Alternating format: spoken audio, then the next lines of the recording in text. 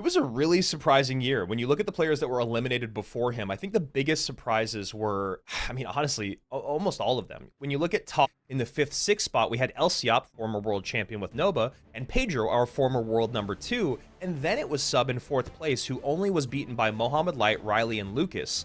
So what a run by Sub as the other Brazilian in the competition, other than Pedro and Lucas, who honestly was the guy that I think we expected the least out of, who was able to come out with that $45,000 and now that incredible 4th place finish at World Finals.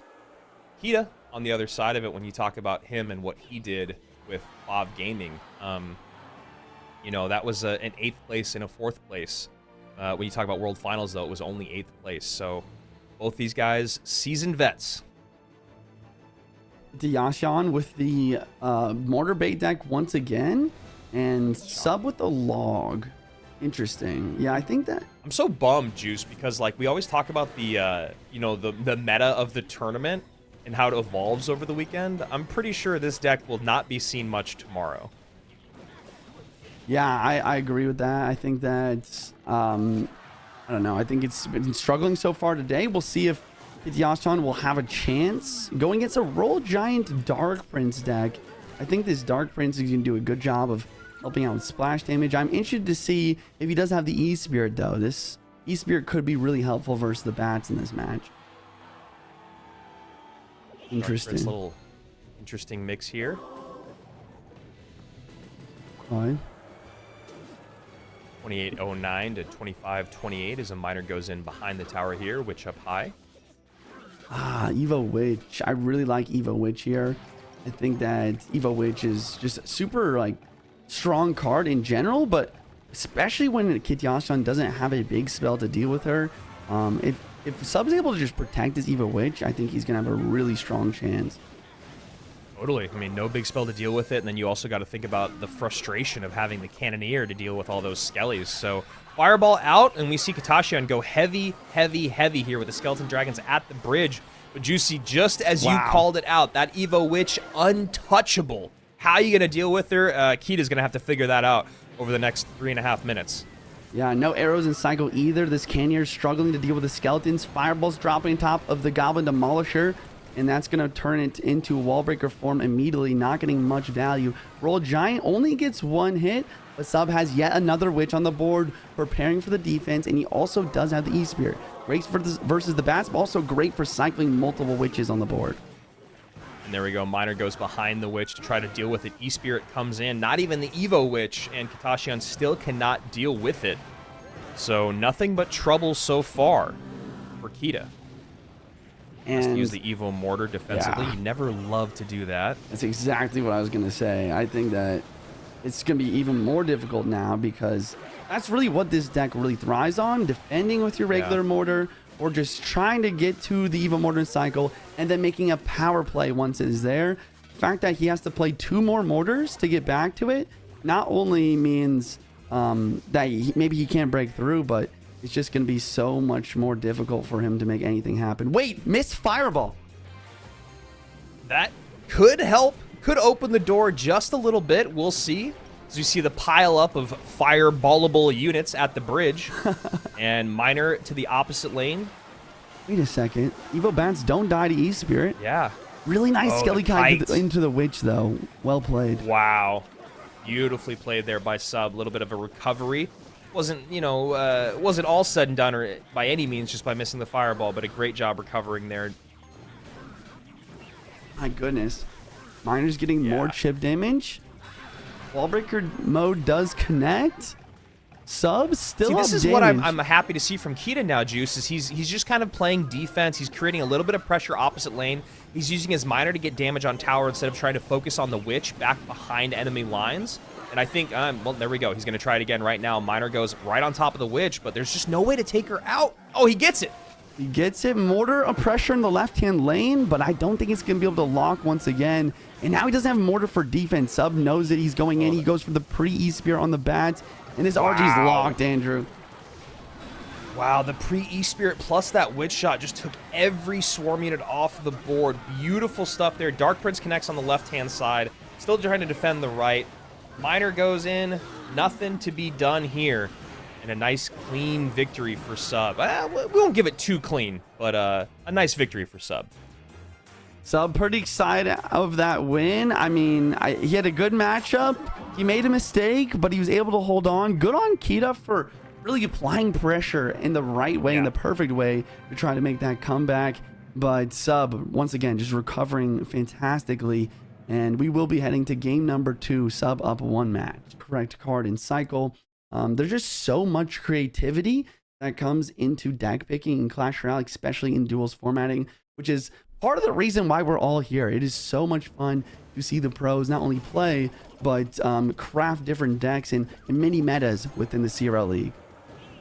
Yeah, that's so true. I mean, so many times after casting an event will I go, all right, I want to try this deck, and I want to try this deck, and I want to try this deck. So we'll see if that happens here today as we see Drill coming out. Drill, honestly, one of the Drill and RG, probably the 2 most successful win conditions so far.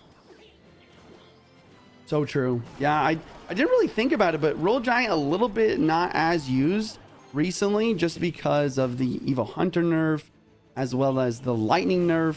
But it is cool to see that Roll Giant is always strong in Clash Royale League. Drill, on the other hand, seemingly a little bit more, I don't know what the word would be, like just a little bit more dominant with the Evo Snowball. I think the Evo Snowball plus Drill is just one of those decks where, okay, yeah, you can defend decent, but I'm always going to be chipping away a little bit throughout the match. Yeah. Yeah, so Juicy, when you look at this matchup, obviously the biggest differences you see are the Mighty Miner and the Cannon Cart, so a little bit more expensive from Kita, and obviously you can't get that 3-card cycle in. When you're playing, oh, there you go, there's the Golden Knight to help out. When you're playing a Drill similar matchup or a mirror matchup, what are the most important things to kind of focus on as a Drill player to succeed?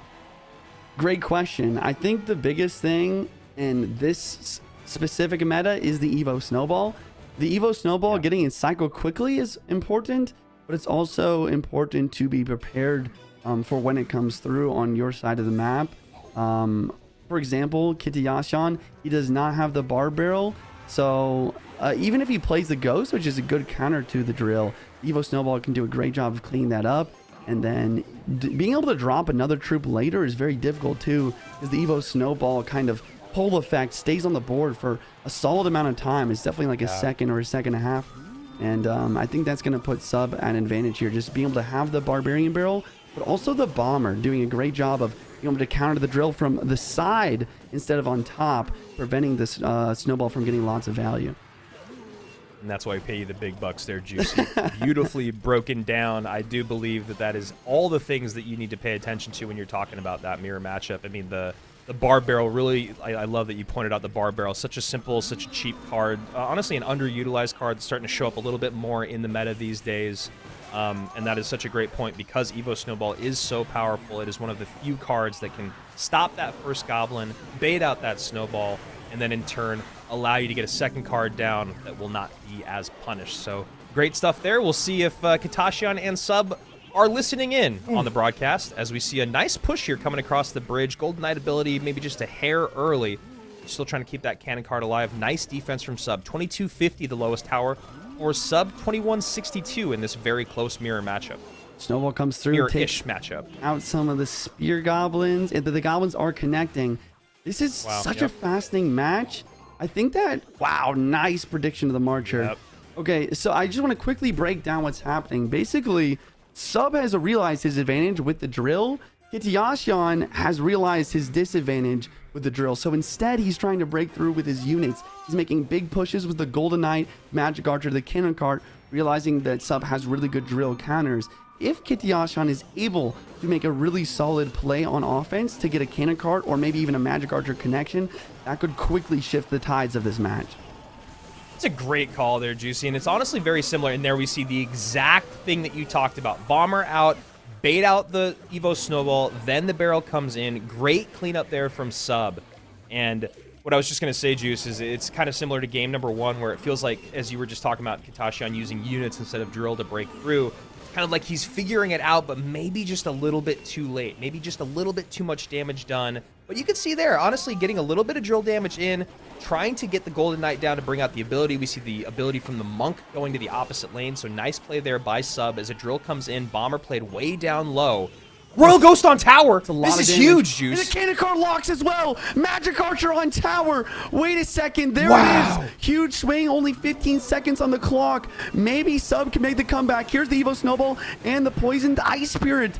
Perfectly played Ice Spirit. And he shakes his head. Sub knows he just got the beautiful breakthrough late game. There's the Magic Archer shot to get through on top of tower. Kitashiyan is still here, and we get to go to our very first game 3 of our third best of 3 of the day. Sweep, sweep, and now we get to go to a final game here. Beautiful come from behind victory there from Kita. Juicy. Talk to me about what went wrong there for Sub other than everything all at once. Man. Yeah, that's a really, really good call there on the Mother Witch. Seeing her show up just a little bit more here as of late, but not very, very popular. And yeah, like you're talking about, you know, bait being one of the most popular archetypes in the game right now. We see that a lot in the competitive level, but not really with bait. You know, like to expand on what I'm talking about, when Expo was dominating on ladder, we never see Expo in competitive play because, as we've all seen over the years, is if you're a pro and you know you're playing against Expo, you 90% of the time it feels like they know how to play through that matchup. Whereas bait, regardless of what you know is coming your way, players outplay bait with bait all the time. So a little bit of a difference there in terms of win condition. And Sub going with, is this that Goblin Curse deck, Juice? I'm not sure. I mean, Berserker, Ghost, and a Rage. It really could be anything. He's already used Roll Giant, so it can't be that, and it can't be a Drill. He's got a P.E.K.K.A. So a P.E.K.K.A. Bridge Spam deck here. Sub is a good bridge spam player, but obviously this is a different look at bridge spam. And then Kita at the bottom looking like he's going to what looked like parts of Mo's RG deck. Yeah, Evo Wizard starting to come back into the meta after... I guess it makes sense as more and more spells get nerfed. The Poison, the Fireball, the Lightning nerfs. And a Ram Rider instead of Battle Ram. Zappy's doing a good job. This Gold Knight is a threat, though. Wow, that Gold Knight's a problem. My goodness. And there it is. Beautiful connection. No elixir in the tank. Monk comes down to stop the bleeding, but nice damage early here from Sub. Once again, I mean, Sub not having the certain spells since he's used a lot of them, but using a champion like the Gold Knight to kind of supplement that, that not really splash damage, but the multi-target attack of that Golden Knight.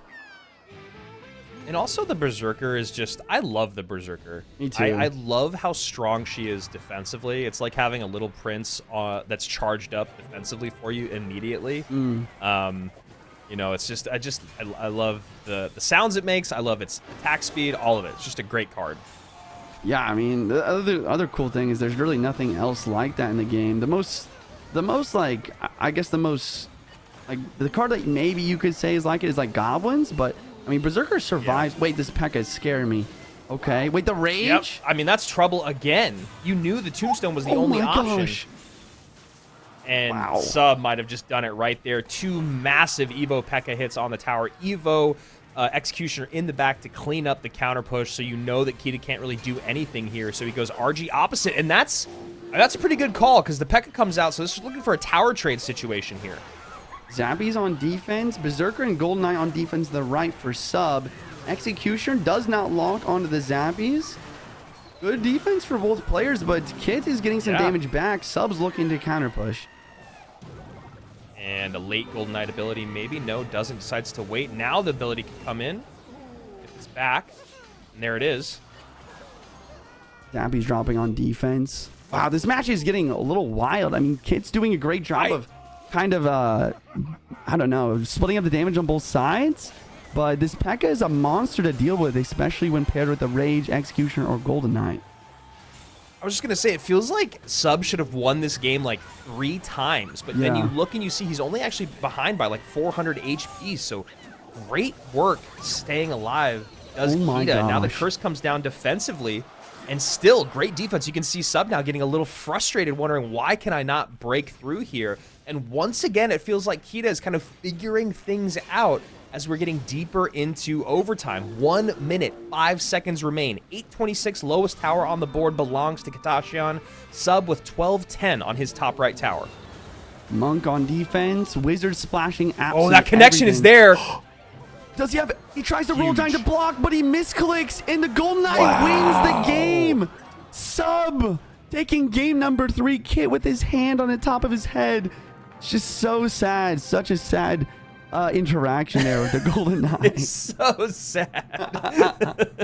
It is, man. Wow. The Zappy cycled in the back did him dirty. Then there was nowhere for him to place his Monk, right? You're trying to get the Monk up front. Can't do it. Sub, on the other hand, a little bit more competitive experience, finishing number 4 last year's World Final, where Ian, unfortunately, very, very close, but did not qualify.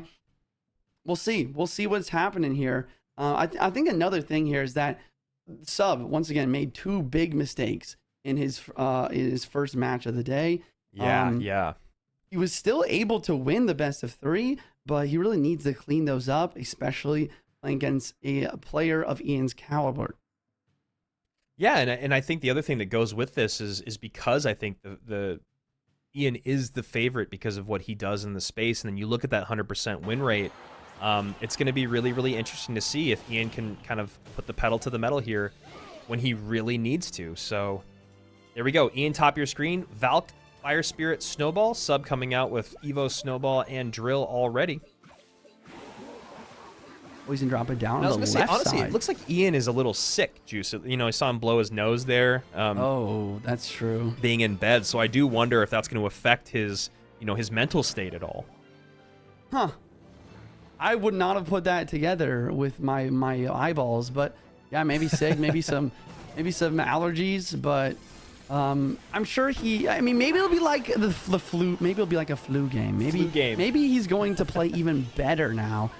Either way, we have ourselves a drill mirror matchup, it seems. Valkyrie for Ian. We'll see if Sub has either poison or log as well. That could be a big difference maker here. So they both have Fire Spirit, which is great. Valkyrie obviously going to be a little bit better at cleanup than the Mighty Miner, but Mighty Miner comes in for that 3-card cycle, so you give some, you win some, you lose some, if you will. And yeah, I mean, Juicy, when you look at this matchup, which deck would you rather have? Good question. Obviously, my first thought is the fact that the Valkyrie is really strong versus Drill. Both players have the Fire Spirit, which is also great versus the Goblins. Evo Snowball is strong. Very similar cycle, but Sub has the Evo Dark Goblin, which usually wouldn't be great in this matchup, but Ian doesn't have a log or good way to take it out. Overall, I would give Ian a slight advantage, mainly just because of the Valk. Yeah. Okay. Yeah, I mean, that's kind of what I was thinking too. I just wasn't sure if there was more layers to it. And Tesla here to not get Evo Snowballed off the board, but the guards do. 2294 is the weakest tower for Sub. 2468, the weakest tower for Ian. Another thing to note, though, is Sub does have the Mighty Miner. That 3-card cycle could allow for more Evo Snowballs, more drills, more poisons in the tower, especially once we get to that triple elixir time. And already playing double Tesla plus a Fire Spirit. And that's something that Ian's going to have to kind of think about as this game goes on. Evo Snowball all of a sudden becomes much less effective against Teslas being played defensively. So there you go, a little bit of a change. Now we see Snowball plus Poison instantly on the tower just to get damage in. Guards go down 1764, 2112 as Sub gets back on offense. And just eats the Fire Spirit. Ooh. And the Evo Snowball takes the Ice Wiz and the Valkyrie off the board, allowing for a lot of Goblins. Wow. Super close match here. Super close. Dark Gob once again getting ready to defend and also trying to get the Evo back in cycle. And there's the Tesla up front. So we see the Drill going off to the side, and that's a good adjustment there by Ian, not playing the Drill up front to get caught by the Tesla. Big push on the right. He's got guards and Dark Goblin offense. Valkyrie might actually be forced up high here instead of on the Drill. Ice was doing a good job, but an Evo Snowball forced on defense for the Goblins. That's not good, and Sub's going to keep applying pressure, knowing that was maybe a slight mistake. Yeah, and then he has to go Goblin Hut for just the Fire Spirit, which is a massive negative trade, or at least being out of position. And as you said, Sub, pedal to the metal at the bridge, now 912 to 1053. Sub in the lead by just over 100 HP with just over 1 minute remaining here in overtime. Mighty Miner to the back, activate 3-card cycle. Tesla and Fire Spirit on defense from Sub is very strong, making the Snowball not able to knock anything away. Ian is going to have a big defense ahead of him. Ian keeps going, you know, he's moved it a couple times, but he keeps going drill to the front of the tower when Sub is playing his Tesla there like 95% of the time. I mean, isn't it just safer to go to a different spot just to get the Goblin on? Different spot with the Snowball, but it doesn't connect once again. He needs to play a little bit lower. 30 seconds on the clock. Evo Dart forced on defense. Snowball pushes that away. Guards are poison value. Sub's just up a solid damage. There's only 20 seconds left. Yeah. He's just like one cycle ahead of Ian right now, and there's the Tesla. It does get the Fire Spirit. It does. It get the Fire Spirit just enough. It got it just enough so the guards are not in the way. And a beautiful connection there from Ian that brings him back to life as you see him sit up there feeling good about game one. I mean, wow. Once again, we see Sub with just one mistake. I mean, he's just playing great all game. I don't know if it's the nerves. I don't know what it is, but he plays the Dargob too far to the middle. Yeah, I think that with this win for Ian, it's also just going to give him a lot of confidence. I'd be pretty scared to go against a confident Ian in this situation if you're Sub. And Ian doing something that I really love to see players do when they're either newer or they're up a game is just, all right, cool. Either game one didn't go well or I'm just starting out my tournament. Let me go to comfort. And Ian is known as one of the best Hog EQ players in the world, and Sub going to the skies. We've already seen this matchup once today, Molite and Vitor, or a similar type of matchup where it's Hog versus Lava, and Vitor was able to come out on top of that one. We'll see if Ian can do the same as Vitor. Yeah, I think he definitely will, as long as he has the Tesla. I said it earlier, I'll say it again. He needs the Tesla. If he doesn't, the Firecracker on its own is not enough. But I would say most likely Ian is going to have another air defense in this deck just to ensure to be ready versus any Lava Hound. Jamal in the chat saying, I need a comfortable Qlash corner. Yes, you do, Jamal. Yes, you do. We all do. We really all do. And Hog damage in, and now Sub is already in that situation of, all right, I need to figure out where to get a Lava Hound down. I need to figure out where I'm going to sacrifice damage. Does he just go same lane now? Does he just go Lava into the Hog because there's already so much damage done? Yeah, I think that you do go same lane in this matchup as Lava player. He's going to go for the Inferno Drag right there, kind of blocking this lane, but also getting the Evo in cycle. Ian, on the other hand, Mighty Miner to the back. He's not applying pressure right away, but he's going to try to activate that 3-card cycle to spam as many Firecrackers on defense as possible. And there you go. Tesla is in play right on top of that Inferno. Skelly's to kite. Perfectly played. All come through, but the Evo Valk is in cycle. Can do a pretty good job of preventing any damage from either of the main cards there. But there it is. Firecracker already set up on defense, and it's also going to help out versus the Evo Valk as well. I don't know why the sound effects of the Inferno Dragon are still taking me a little bit to get used to. It almost sounds like it's like a different game. Yeah, it's kind of scary too. He drops down. It's like I don't know. It's like a battle cry where it's like, I'm going to destroy your entire tower. And that might be happening here as it is all charged up. Lightning does come in. Nice distraction there from Ian. Inferno does get on top of the Tesla, but not after a lot of defense is done. But that gap has just gotten narrowed by quite a bit. 914 to 1139. The lane change from Sub working out thus far. Okay, 755 to 1,139. Sub's going to keep stacking the lane here. Ian's back to another Hog already. Valkyrie on defense. Firecracker at the bridge to try to connect. Hog is on tower. Earthquake isn't enough right now. He needs to get a Lava Hound down because another Earthquake log will do the trick. That's it. He knows the cycle is there, Juice. The cycle is real. Yep. Yeah, and Sub throws up the white flag. Wow. GG's. GG's. Ian going to be taking a 2-0 sweep versus Sub, proving both of us wrong as we pick Sub as a little bit of a more veteran player when it comes to actual competitive Clash. As you mentioned, Ian might be known for his like individual skill when it comes to like ladder, global tournaments. Seeing all the players, they're on camera.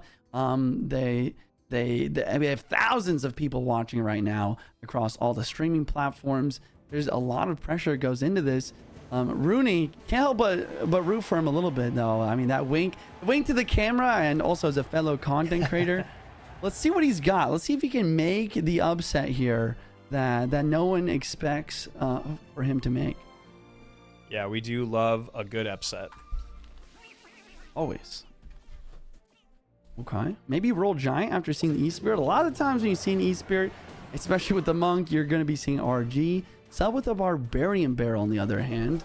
A Cage as well for Sub. So, looks like to me, I mean, a lot of the time when you see the Evo Cage, it's going to be either Graveyard or it's going to be a Royal, not Royal Giant, but Royal Recruits. After the Baby Drag, definitely Graveyard. So, Splash Yard versus RG. A lot of the time, Splash Yard can struggle versus RG. That's mainly because of the fact that the building is usually like a Goblin HUD, or even a Tombstone's even worse. But the Evo Cage is actually very strong versus Royal Giant. And I don't know. It's going to be a pretty even matchup. I think it's really going to come down to who can protect their Evo better. Can Sub get value from that Evo Cage, or will Rooney be successful in getting value from this Evo Wizard? I think another big thing is the spell from Rooney, right? Like, if he has a Fireball or even a Lightning to help break through an offense, it could be really solid. But as we've seen more and more in CRL, we've seen a lot more Royal Giant paired with 2 small spells. Sometimes Log Rage, sometimes Curse Zap, sometimes even Barbarian Barrel Rage. So if he doesn't have that Fireball or Lightning, it could be really tough to break through the Ice Wizard specifically. Ice Wizard does a great job of slowing down Royal Giant and becoming unkillable without the right cards and cycle. Big Graveyard push inbound. E-Spirit going to do a solid job of cleaning up a lot of the skeletons as well as the log. Not too bad, but still good damage for Sub already as he continues to play same lane. I would not be surprised to see Rooney actually switch lanes at some point here. You never want to go same lane repeatedly versus the Graveyard. Wow, what a tornado as well from Sub. Tornado going to pull the Monk backwards, preventing that ability from deflecting the tower, and just a great cleanup all around. Finally GY today, you know? I know. Yeah, Graveyard doing well so far though. This is solid. This is solid stuff from Sub. Evo Cage doing a great job of kind of preventing Rooney for even... He hasn't even played the RG yet. It's funny because I've heard you talk about this on your stream a good amount. And just how weird it is to see Graveyard without NATO anymore. I know. You know, so it's kind of nice to see an old school version, but you know, will it be as strong as the Witch version? Yep, it's definitely good versus RG though. Just be able to pull it back at least. Yeah, I don't know. I'm really wondering what Rooney has for his spell again. I don't know if he's got Fireball or Lightning, but he's gonna need one of those in order to break through this cage, this Ice Wiz. So as of right now, Rooney not wanting to show his full hand with only 90 seconds remaining, probably because the damage is not so far in Sub's favor, and he knows just a couple RG shots can even things out. 80 seconds remain here, and I mean, he's gonna have to play that win condition eventually. I know. He's just down so much here. Wow, the skeletons are gonna even increase the damage lead more. Sub just always controlling the map. I mean, we talk about the necessary patience it takes to play Royal Giant decks, but in my opinion, this is too patient. The fact that he hasn't played it a single time, like, he's basically playing a match down in Evo. And the biggest problem too, Juicy, is like RG needs the Evo. You need to be using that Evo, right? Like exactly. we saw Mo do that earlier. It's like you got to get it out. So yeah, I mean, I guess he's expecting to be able to get a second one down here, but when there's so little time left, there's no mystery for your opponent. Your opponent goes, okay, in the next 30 seconds, you're playing that RG. So boom, here it is. Yep, Evo RG on the board, but the Evo Cage is in cycle. It's going to yoink the Royal Giant before it can even attack a single time. And look at that. The RG just banished to the Shadow Realm, as we say. Yeah, Cage wow. still on the board. RG Wow. eaten. And a very nice win there for Sub. And that's exactly what we were kind of expecting for Sub to do in this matchup. He needed that.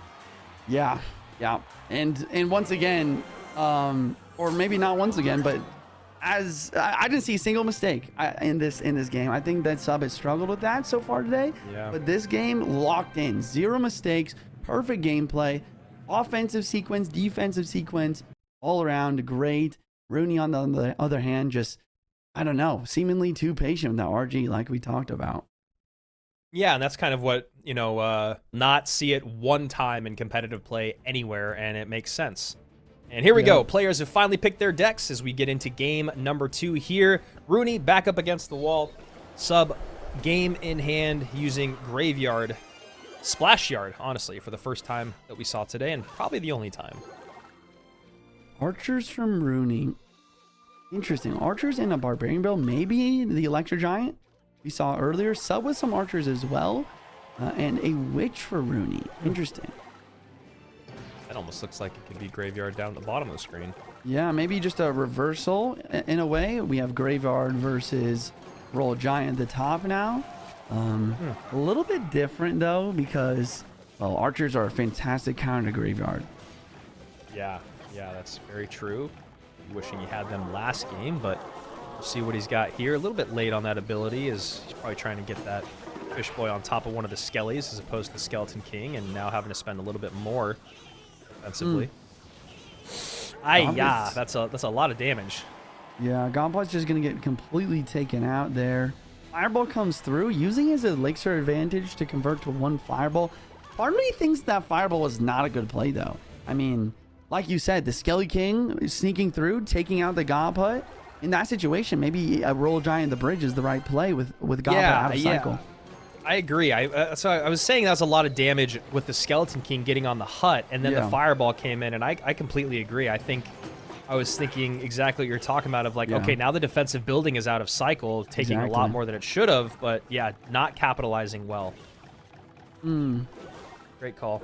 But he is up a little bit of damage. You know, I don't completely hate this. It's not like he's made a mistake that's going to cost him a bunch of damage. It's just a little bit of a maybe a a ruined opportunity. But wow, a lot of Skellies, a lot of Goblins. Like Rage does drop down, and he has the Mother Witch though as well for Graveyard. Wow. The Mother Witch for GY. You see Rooney put his hand on his head, going, "What on earth is this deck?" Now and the Mother Witch. Yeah. I mean, this is what you call a snipe. This is just a really good matchup for Sub here, ready for the Graveyard, the Mother Witch, and the Archers. Still. Juicy, we got to turn on our we have to turn on our detective music and see if he's been running this or if he just switched to it because he's stream sniping. If you know, you know. Wow, yeah, honestly hilarious. But I bet Rooney is not laughing right now. He's really struggling to get damage at this point versus the Mother Witch. At least he is cleaning up the roll hogs on the counter push well. But the other problem is Fireball just does more damage than poisons the tower, so he's going to struggle here for sure. So Sub gets his RG down. Yeah, I mean, Archers, Tombstone, and Mother Witch all there, and even Skeleton King, right? I mean, even if it's not going to be there to defend, you're still going to stack souls for free. So just a lot working well here for Sub as we see that Skeleton King try to get in front of the RG. RG sneaks in front. Now the Evo Archers come out, but Fireball there to meet him as an Evo Witch works down the left-hand lane, but is met by a Mother Witch. Wow. Great protection of the Evo Archer there. Yeah. And there's the Evo Royal Giant. Evo Royal Giant with an Evo Archer. Just an absolute cannon behind the RG is just helping clear up absolutely everything. And the poison is misclicked as well. The Evo Archer continues to stay alive. It does go down now, but it's already too late. This RG has done its worst on the tower, bringing it down to 1163. Yeah, I mean, these matchups are just these last two, man, absolutely beautiful for Sub and brutal for Rooney when you talk about what he's ran into in back-to-back games. And, you know, as we always love to say, you know, welcome to CRL, brother. It just gets harder from here. Yeah, no kidding. Mother Witch continuing to spawn in roll hogs here. If there's any way that Rooney wins this, it's with a really good Evo Witch. But even that, I don't think is enough. There's just simply not enough time, and he's just down too much damage. Evo Archers cycled in the opposite lane just to be on the board and help out if they can. They're going to go coast to coast here on top of that Witch that gets pulled across the board by the Fish Boy. Rooney just throwing everything at the wall. Can anything stick? Will anything stick? 2 Mother Witches down. Jeez. 1 set of Archers, and everything that you need to destroy a Graveyard player's soul is in the hand of Sub. Beautifully played there. Wow. I mean, Sub is the Graveyard Grim Reaper here. He's not only destroying the Royal Giant with it, but then switching the matchup. We have Graveyard versus RG.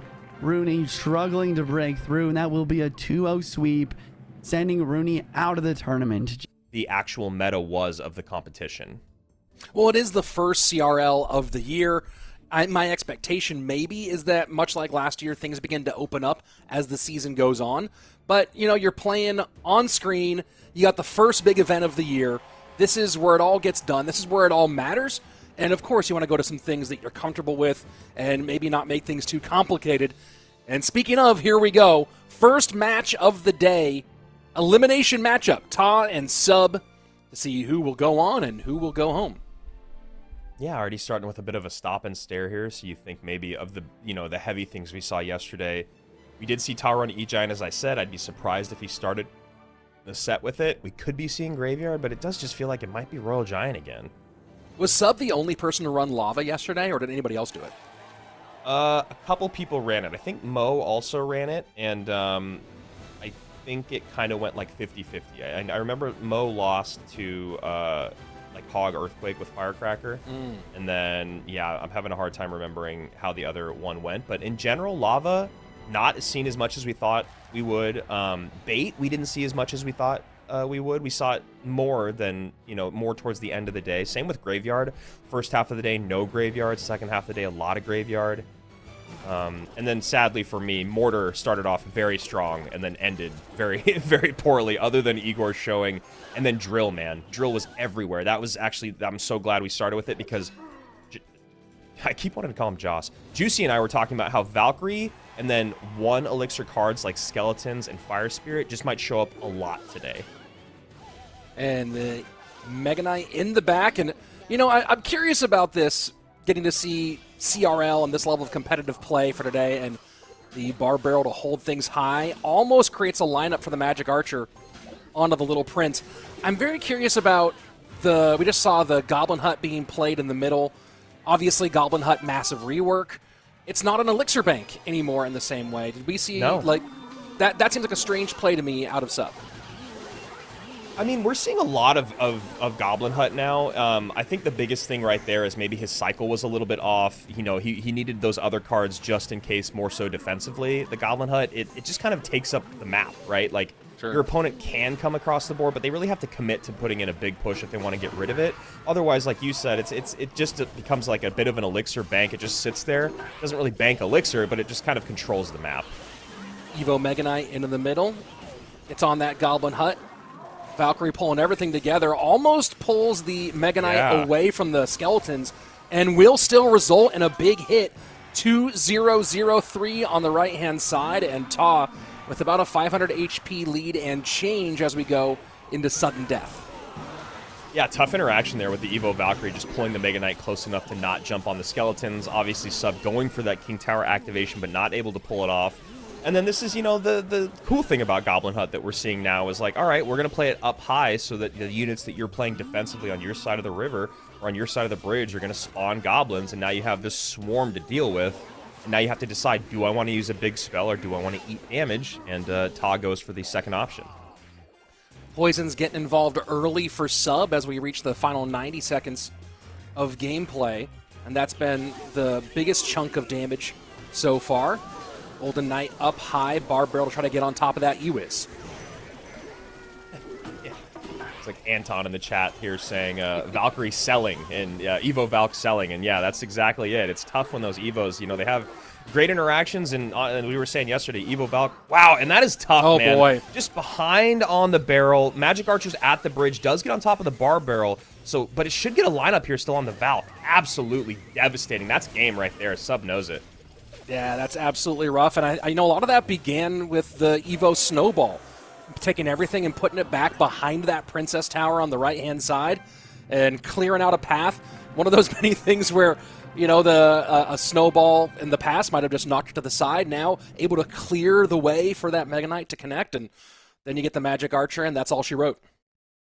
Yeah. Spells open all across the board for Ta, whereas Sub, pretty traditional with the Graveyard play, Barb Barrel, and Poison both out. Let's take a look at what they have in store for us in game number 2 as we're playing small ball to start things off. And a very different tenor. Order deck.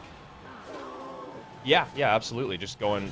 Looks like we're seeing maybe some minor control versus some mortar here, and we'll have to see what spell Ta's running. We saw some with Poison yesterday. We saw more with Rocket, and then Sub. I'm curious to just see what iteration of, if it is mortar, which it probably is with the, there it is, which iteration we actually end up seeing, because the most popular one yesterday, this version, if it's got Skeleton King, just wasn't very good. But you know what? That doesn't mean it's not a good deck. It just maybe just wasn't finding the right spot in the competition yesterday. And you see that high Goblin Hut interaction with the mortar, shutting it down completely, first minute away, and so far just a little bit of chip damage on both sides. Yeah, the Goblin Hut has become just so fascinating. It's like the way you play it is just so different than any way you've played a building before, and any way you've played the Goblin Hut before, but as you see right there, just a nice, easy way to counter the mortar. And you're also seeing just early, varied placement with the miner out of Sub. Knows the NATO's gone. Go ahead, put it wherever you like. And with that, he's gotten things pretty close, although it is Ta with dual lane damage so far compared to Sub, who's been just on the right-hand side. Minute 22 remaining in regulation time. And those Evo Bats being targeted by that Demolisher is just something that Sub's going to have to keep in his back pocket for most of this game, depending on what big spell he has. Usually, though, it's usually just... Actually, he might have a way to take care of the Evo Bats otherwise, but being able to do it with the Demolisher is probably going to be his best bet. And Hut picks up the spears at the top into double elixir time. Demolisher high. Golden Knight set up in the back. Little poison chip for Ta. And pressure on the right-hand side. Yep, one of the worst things about playing Cannoneer, one of the best things about playing against it, is just the ability to create pressure with 1 and 2 elixir cards like Skellies and Bats. Poison value now for Ta, as the miner goes at the back and opens up a lead finally for Sub, down to 22-17 on the left-hand side. And Demolisher clearing a path. Bats for Bats. Golden Knight not going to activate here. Yeah, and that was a really nice pre-poison there from Ta, just taking care of everything there. Evo Bats get taken off the board instantaneously. Definitely a bummer there for Sub. Evo Bats, just one of my favorite Evos in the game. Because when you don't have a response, as we saw yesterday, they can just really steal something. Mohamed Light showed Vitor that in a fun mirror match of wall breakers with Evo Bats. And Gang has to come out just to pick up those juiced bats as the miner gets up front. Mortar will be picked up by the mighty miner. As more time goes on, it feels like it's probably lightning. That's what I was saying earlier, is like, you know, he probably didn't have a great spell to deal with it, but sometimes you see this run with arrows because you can kind of couple the arrows with the Demolisher to actually create kind of a big spell as one mortar shot comes in on that left-hand side. So Sub doing a good job of just being really annoying with the mortars, which is a lot of what you need to do with this deck. Here we go. Final 70 seconds of gameplay approaching. Triple Elixir about to kick in. Yeah, and for Triple Elixir, I mean, this is really where I think, both these guys are in a good spot because they have a 3-card cycle along with a miner, but I think Sub needs to just keep up a little bit of pressure to make sure his opponent can't just go full offense. Wow, and he actually gets the mortar lock, Rich. I think that's going to be the game right there. 2 shots off of the mortar in the final 50 seconds. 8:31 to over 2,000 on both lanes. And it would take a pretty big mistake, it feels like, out of Sub to give up that quantity of damage in this time frame.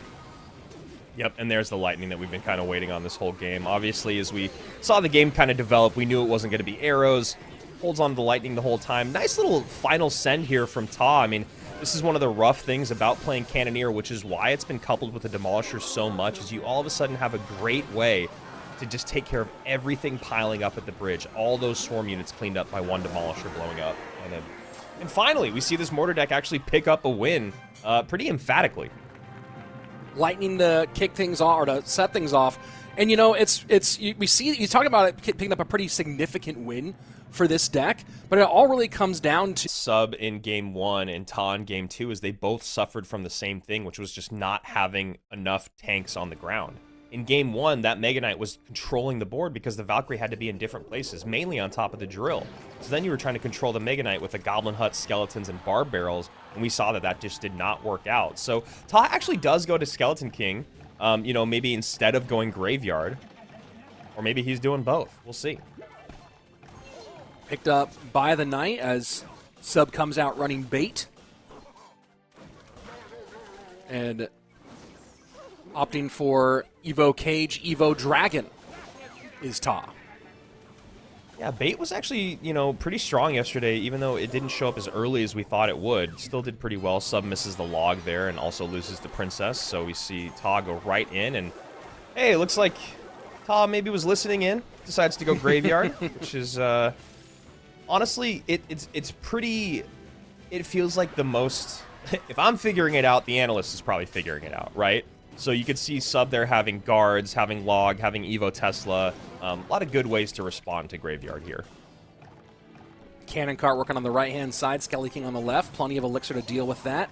Opts to pull to the middle for the Skelly King and pick up high on the right-hand side with the Knight. About halfway through so far for the regulation period, Andrew, and what do you think the rhythm is going to be as we continue to open up here? I mean, that's okay, and there we go. So we at least have arrows here from Ta, which is good because he was thinking about bait just a little bit. I feel like the pace just needs to be pushed by Sub. You know, when you look at how heavy Ta's deck is, and you look at the ways that you can respond to the Graveyard, especially with those guards, you know, having arrows as a response, I really think that Sub has a good way to deal with Graveyards, and he has a good way to block at the bridge. So I think he just needs to keep up the pressure, and here we go. So Evo Barrel out, the first Evo Barrel out. The real goblins go to the left, and we see some good damage in. Graveyard down, solid tanking from the Skeleton King. Evo Tesla to contend, log to clean up. It's a lot of elixir spent, and there's still going to be some chip damage on that left-hand side and force to spend on the right. It feels like the elixir exchange at least went in the way of Ta as we go into our final 30 of regulation. Yeah, and I wonder what the mental battle was there, because, you know, if I'm Ta, even though the elixir was spent, I'm looking at that going, I did not get really a lot out of that. I don't really know how else I'm going to be able to break through, because once again, there's so many options for Sub, and that's actually a really nice rocket pull there on top of the cannon cart. Gives Ta a little bit of information, obviously, but now having an extra way to get damage on tower is Sub.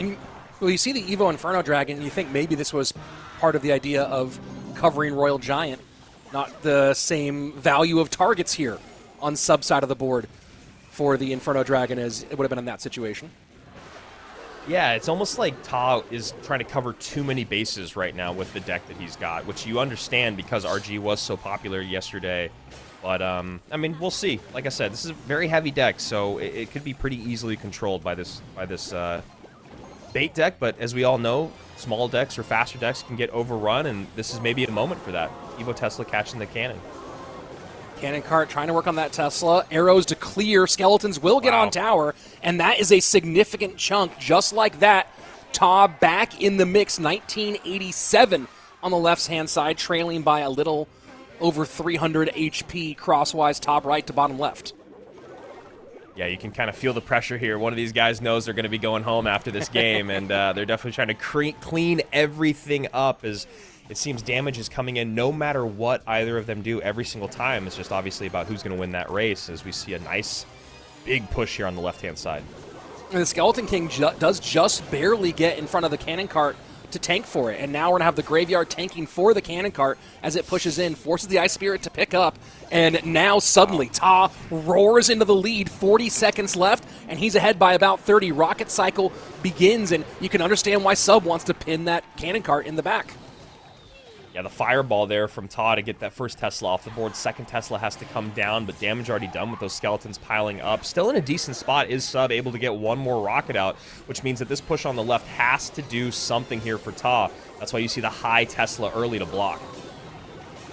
15 seconds left. Graveyard getting some on, but not enough. That should do it. He should be able to just get a rocket in and call this game. Rocket goes. Graveyard going to hope for maybe a prayer of a skeleton. Not going to happen. Good game. Sub eliminates Ta to start off day number 2.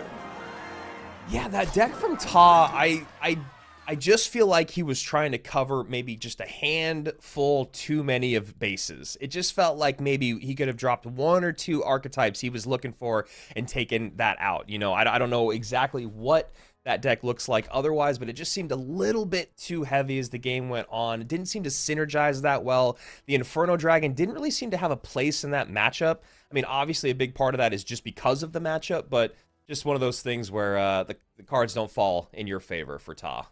Well, and a great job, I think, deck picking on Sub's part. You know, we talk about, hey, if I can see it, they can see it, and I was talking about the possibility of, hey, something that Sub really likes in this situation, something he's been playing a lot lately is Royal Giant. You go to his Royale on our docket right now, Sub versus Adriel. And when you kind of look at the past they've had, Andrew, do you feel like Adriel, do you give the advantage here to him overall, or do you feel like this is a pretty even matchup? You know, it's pretty tough to say. I was just kind of looking at, you know, where they've been throughout the tournament and who they've lost to, and you know, getting 2-0'd by Vitor, you know, is Adriel, and then getting 2-0'd by Ian is Sub, but then Sub comes out and beats Ta. So I guess, you know, we always have this conversation of like, you know, momentum and confidence and all that. So you would think that Sub is probably feeling better since he was able to stay alive and take Ta out. Adriel just coming off of a loss from the upper bracket, maybe not feeling quite as strong. That being said, Adriel's a really non-emotional player. He always has been that way. It's something that we love about him. It's something that we've loved about a lot of some of our favorite pros over the years. So both these guys, I think this is a coin toss, honestly. I could see either of them winning this. I have not seen either of them do something so exceptional or either of them slip so far that someone has a strong, you know, advantage in here. I'd be curious to see what the community thinks, but in my mind, I think this is pretty even because I do think that Sub cleaned up some of his gameplay, and I don't think Adriel played poorly in that set against Vitor. In our last matchup for Sub against Ta, opened up with a loss playing Graveyard, then went back-to-back, winning with Mortar Miner, followed by Bait with Rocket to put Ta away and keep his hopes alive here. Adriel, on the other hand, in that matchup with Vitor, the quick 2-0 loss, played Bait, followed by Drill with Ice Wiz and Boss Bandit. We'll see if they switch things up here as Adriel opens up Ice Spirit, which he did have in that Bait deck in the matchup against Vitor. Yeah, I see a lot of people in the chat today and yesterday asking about Riley, and Riley qualified for being in the top 1,000 and getting to the qualifying stages. He just wasn't in the top 12, and I'm sure we will see Riley in the top 12 and at a CRL monthly final very, very soon. Fireball to the Firecracker. And Adriel showing us just a pretty classic Hog Firecracker, probably EQ deck. Yeah, looking like it's going up against RG. The interesting thing about this RG deck is yesterday we were finding that the Hunter was just not doing a very good job. The Evo Hunter is just one of the weaker Evos in the game. However, being in this matchup, the Hunter is going to have maybe just a little bit more of an opportunity to have a good target in taking care of those Hog Riders coming in. But we'll see about that. In general, though, Hunter just hasn't been super great.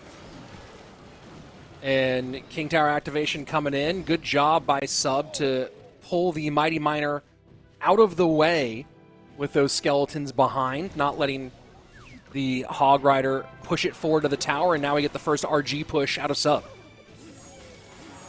Yeah, this is definitely gonna be an interesting matchup here for Adriel, kind of as defense goes on throughout the day. I mean, having that log, having that E-Spirit, having ways to pull that Mighty Miner away. Obviously, the Fireball from Sub is there to take out that Tesla if necessary, and then you have the Monk there to reflect shots from the Firecracker. So I think this is gonna be a big, how does Adriel keep up the pressure to not allow Sub to have the perfect RG push come across the bridge, which is a lot easier said than done, especially as the game gets deeper into double and triple and you have more elixir to play with. The reset and the retarget worked out pretty well beforehand. Now the reflection, so anything with a re in it right now, all those prefixes killing it for Sub as he takes the lead up to about 300 and change, 718 top left-hand side to the 2057. You know, what we did see Adriel do pretty well, Andrew, in the previous sequence was provide cover for the Hog Rider against that Fisherman in the middle, and he got that shot. And as long as he's getting that one shot consistently, same thing here. Can he get that one shot? And the Evo Hunter with the trap will freeze here.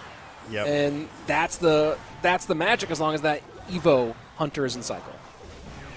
And this is kind of exactly what I was talking about. We're seeing all of those pieces kind of come into play. The Firecracker getting reflected, the Evo Hunter putting in work. You know, the Hog Rider and the Fisherman and the Mighty Miner battle kind of happening, but then you don't have the Mighty Miner on the other side of the board to deal with the RG. So Sub doing a really, really good job of just continuing to make Adriel play a little bit uncomfortably here and make him overspend on taking care of getting those hogs on the tower. See, now you don't have the Hunter there that's evoed, you just have the regular Hunter, so he's going to have to spend, you see, a lot more. And now into the right-hand lane. He does have some good damage there. We'll see if Sub can capitalize. Evo Tesla, a little bit of stun or reflection. Getting that right-hand tower down under 2,000 HP. The Royal Giant getting closer and closer. Fireball to clear the Evo Firecracker.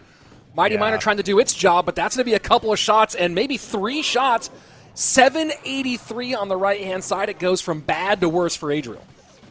I mean, it's the redemption song for the Evo Hunter. You probably heard me talking trash today and yesterday. Juicy and I both just saying that Evo Hunter was not pulling its weight in these RG decks, and you see right there exactly what the Evo Hunter was designed to do. We saw it earlier with its defensive prowess, taking care of that Hog Rider, not allowing it to break through, and then we saw it here being able to get the damage in at the bridge, again, stun the Mighty Miner so that it can't get damage in on the RG. Oh, and that is really, really well done by Sub. And you see, can't even get the retarget, trying to knock the Royal Giant back and push it towards the Tesla. And Adriel just in a tough one from bell to bell in that matchup. Not able to, you know, he found some opportunities, got a couple of shots here and there, but it took him so much to get those shots, so much coverage needed to get the hog on. Yeah, I think I think it's the latter, 100%, because I think if you're Sub, you sit there and you look and you're like, I cannot, as much as it seems like I should Earthquake the bridge to get on top of the RG, Fisherman, Monk, and Hunter, there's no follow-up to it. If I just put the Earthquake in, great. They all have a little bit less HP, but the job is not done. We need to get more damage out. We need to get it out right now.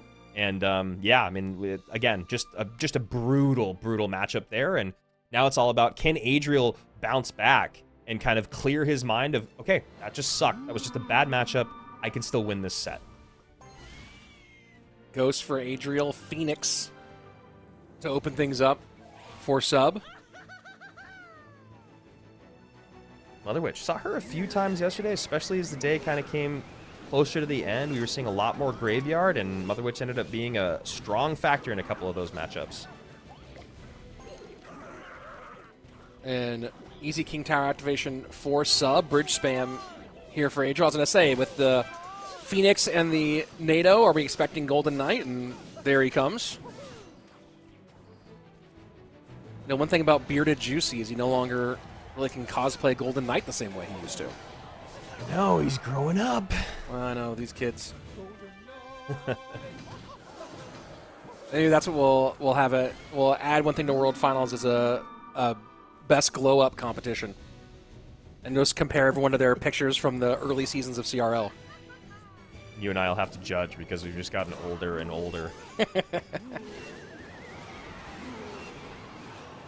And I like that NATO there. Yeah, I was about to say. And just deal with the Mother Witch. Yeah, that's good. First 2 minutes away. nothing significant here. That pig will go ahead and touch snout to the tower. But slow opening for both of these players. King Tower activation, maybe the most significant moment. I mean, it's really looking like E-Giant at the bottom of the screen again here, and I'm very curious, and I think Sub is too, as to what else Adriel has in his deck to deal with that. Is there a big Mama P.E.K.K.A in there? Probably not a building. So, like, when do you actually pull the trigger on the E-Giant? Because you don't want to give away too much, you know, you don't want to attack at the wrong time. And if you can get damage from lightnings and bombers, then you might not even need to play it for a while. So I'm kind of curious to see how this game goes. I like the patience from Sub. Pressure play from Adriel. Doesn't result in a ton. Now Sub able to set up into his strong side. Sudden death overtime on its way. And you have to imagine that this is where maybe Adriel, as we see it with the Ghost going on the left-hand side, it tries to maybe create more dual lane conversations and force Sub to split things up a little bit. Yeah, I mean, I think Adriel's just really trying to make Sub show a little bit more of his hand, maybe make him make mistakes, because as of right now, Sub has this game completely locked up because he's got the lightning. I don't think Adriel has a spell that can kind of compete with that, and if this game just goes on for another 30 seconds and all of a sudden you're in triple, then it's just about getting Golden Knights out and lightning value in, as we're seeing right there. So I really like that Sub has now forced the issue on his opponent just based off of spell power. And you see the King Tower there, just the pressure bar barrel from Adriel getting to the tower, should have gotten one swing. King Tower activation says no, and so that chip damage he was hoping for, that 2 elixir, not going to happen. I also like that Royal Ghost in the back. I don't know if Adriel's just trying to get Sub to pull the trigger on the lightning when he shouldn't, if that's what he's trying to do here again with the Golden Knight, and Sub not biting. Love that. Bridge Ghost under the Phoenix, bar barrel to cover. Things are pretty close right now, 25.99 to 25.14. Lightning from Adriel. Wow. And now that opens things up and maybe changes the math a little bit. And the backwards dash from the Phoenix Egg. I mean, again, right there, we were talking earlier about Mega Minion versus Phoenix. If that's a Mega Minion, it goes off the board and that Knight gets on top of tower, or your opponent, or you have to spend more to stop your opponent there. Nice Phoenix Egg to soak up the charge, as we see a Lightning come in on the right-hand side here from Sub, who I'm sure is feeling the pressure now, knowing that his opponent does have the Lightning, and he is behind in damage, and he has not played his win conditions. So with only 18 seconds remaining here, wow! The Phoenix gets on top of that right-hand tower, though, but it's still not low enough. 10 seconds left. Lightning to come in, does connect, 20-27. NATO. Lightning not going to do it. Trying to get the lineup. Man. Ugh, that's tough, Rich. That's a real tough one, because, you know, you're looking at your opponent and they have so much straight DPS, but a lot of it is melee DPS, so maybe you think, oh, if I play an E-Giant, then maybe it's the E-Wiz and the Mother Witch that come out, and I'm not going to be able to lightning both of those. You know, if I give, that could have happened there. And again, that's why I love Clash Royale at the highest level, is Adriel just does a great kind of, not a bluff, but, you know, a will they, won't they type situation, and Sub decides that he will go in with the lightning, and it ends up not working out. And here we are, game number 3 for all the marbles. One of these guys going home, one of them moving on. One little stab on the right-hand side. First blood drawn, 29-32 on Adriel's top right-hand tower. And again, this is the same thing, you know, I talked about this earlier on in the match. Old Goblin Hut, Elixir Bank, right? It's not full-on bank, but you put it down and you immediately get value. New Goblin Hut doesn't do the same thing, and maybe it's a cycle question, whatever it might be, but I am really curious. Maybe I'll get a chance to talk with some pros later about thoughts on, hey, I don't have much going on. I'm going to hut here and just have a sleepy building in the middle for that elixir cost. Yeah, I mean, I think the parts of it are that, like, you know, I'm putting it back at the end of my cycle. And the fact that it's on the board right now means that my opponent can't really get too crazy with anything hyper-aggressive like a Lumberloon at the bridge or an RG at the bridge. And then since I am throwing it back at the end of my cycle, we know that's going to be back in cycle if they do decide to go pretty aggressive here over the next minute or so. And also, I just think the opportunity for, if your opponent also plays hyper-aggressive in the beginning, you've already got bases covered and a counter push in the spears. So it is something that I think I maybe need to get a little bit more comfortable with, seeing pros do it a lot today. It's one of those things where I'm like, oh, well, it's not doing anything on the board. Maybe I shouldn't play it. But I think really what it is kind of just like controlling the pace of the start of the game. Well, pace so far had been in favor of Sub. That reflection, though, doing its work. Damage on both sides, plus the princess is gone. So curious to see what the Little Prince's what the response to the Little Prince is going to be in this matchup, especially if Curse and Zap are the 2 cards for Adriel. It's going to be one of those things where he's going to have to start to kind of hold his Monk wherever the Little Prince is, and then if we see the Monk come out, if I'm Sub, I'm trying to get that Little Prince wherever he is not. Well, Chip on the left-hand side, haven't seen a phenomenal response to the Goblin Barrels, and there's probably not going to be one, so it's going to be about trying to break through and out-muscle, out-DPS these Goblin Barrels, which will get away from the Tesla on the right-hand side and force the snowball out as Adriel closes the gap just 15 seconds away from sudden death. This is a fascinating place to be in. We kind of had a similar matchup yesterday where we would see an Evo Valkyrie just completely stop any gigantic RG Monk Witch push on the Vine. And there was no way to stop it with a Tesla and an Evo Valkyrie in cycle, and Ta always made sure he had that Evo Valk in cycle. The difference in this matchup, though, and probably Adriel learned from that matchup yesterday, is there was no Fisherman in that matchup. So now that you have the Fisherman in the works, now you can deal with that Evo Valk in a different way. And now if you're Sub, you have to think about playing the Evo Valk very late, as you're seeing right now. But now the damage from the Witches might be overwhelming. So it's just a bit of a different interaction than we're seeing yesterday, and an evolution because it did not work. That defense from Sub was something special, though. What a huge downhill push, and just barely able to get the redirects, to get the slowdowns, everything he needed.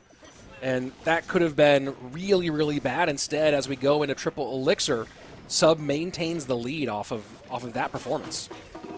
Nice catch there from Adriel, just expecting that princess was going to come down at the bridge, but it does bait out the Fish Boy and the Goblin Hut. So now, with the Evo Valk going to be back in cycle for the next RG push, going to have to make sure that Adriel's going to have to make sure he can get back around to the Fish Boy. But then if you're Sub, you're like, I'm going to protect my Valk with guards. So again, the layers upon layers of this I absolutely love.